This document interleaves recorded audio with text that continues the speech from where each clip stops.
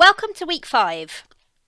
This week we're going to be looking at how ADHD affects other people other than the child and the parent. But we're going to start by thinking about how to explain ADHD to other people.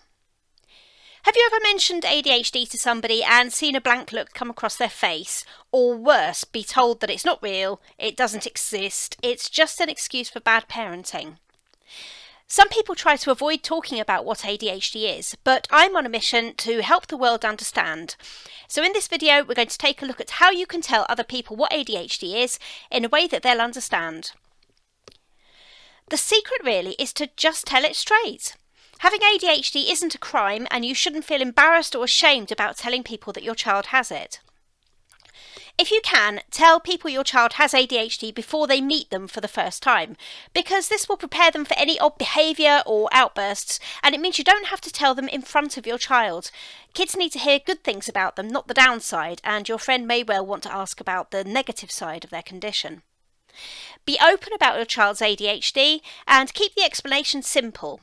Make sure that people understand that it's a genuine medical condition, so they can't throw the ADHD doesn't exist thing at you. If someone does try and tell you that ADHD isn't real, try not to get drawn into an argument with them. Instead, answer their questions and offer them guidance about what it is. Be as honest as you can. There are a few simple facts that you need to have to hand to counter any arguments. ADHD is a genetic biological condition, and it's as real as any other neurological condition like epilepsy or autism. It's not caused by too much sugar or too much TV, and it's definitely not the result of bad parenting. In fact, parents of ADHD kids are normally more amazing than other parents because of what they have to deal with. ADHD is a difference in the brain where certain parts don't get enough stimulation, and there are scans that prove that. It affects around 5% of children, and that's the same for every country around the world. It's not just a British or American condition. The biggest problems that ADHD causes are to do with memory, concentration and focus, and kids can also be hyperactive and impulsive. Children desperately want to behave, but they simply can't control their behaviour.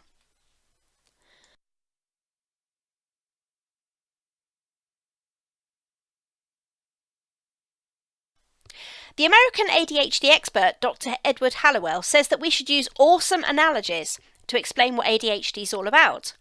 By using imagery and stories, rather than scientific language, it can be easier to help people understand.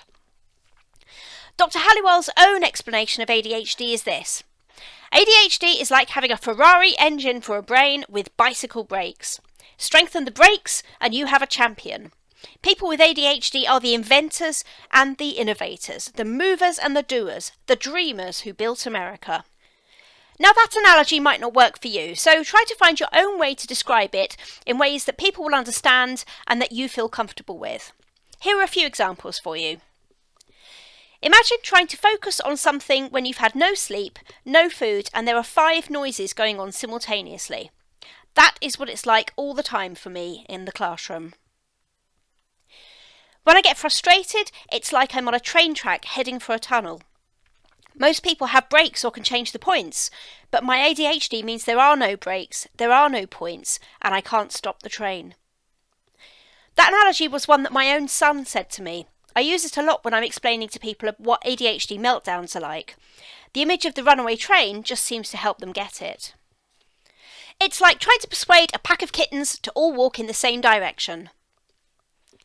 Paying attention when you have ADHD is like trying to find information on a website when pop-ups keep appearing, the TV's on, the radio's on, and people keep talking to you.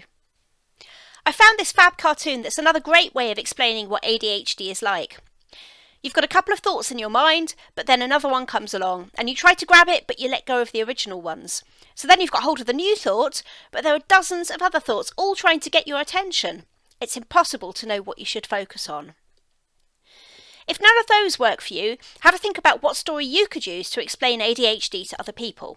You could even ask your child what it's like for them and use their story. And if someone is being very negative about ADHD, remind them of all the famous people who've achieved great things despite, or perhaps because of their ADHD. For example, Rory Bremner uses his butterfly mind to create comedy, Lewis Smith was able to put all his energy into becoming great at gymnastics, and Richard Branson's ADHD way of thinking means he can find different ways of doing things. Another way to explain what ADHD is to tell people how it affects you and your child, both at home and at school. When you explain how your child can't concentrate long enough to get dressed on their own, or get so frustrated that they have several meltdowns a day, people often start to understand a little bit more about what life is like for you. They don't realise that kids with ADHD have regular doctors, TAMS or CAMS appointments, and telling people about that can help them understand more too. And don't forget to tell them about the positives of ADHD. Our kids are usually caring, thoughtful, resilient, daring and creative. Finally, to really be able to explain ADHD to other people, you need to become an expert. Read everything you can about it and keep up to date with the latest research. Become passionate about raising awareness of ADHD, because the more people know and understand, the easier life will be for you and your child. Be your child's #1 supporter, because if you don't, no one else will. Becoming an expert has another bonus too. When you know what you're talking about, it's a lot more difficult for teachers or doctors to fob you off. Never forget that knowledge is power. So I hope you now feel much better equipped to talk to people about what ADHD is, and you're maybe ready to bust a few myths as well. How are you going to explain it from now on? Come onto the forum and let us know. Bye for now.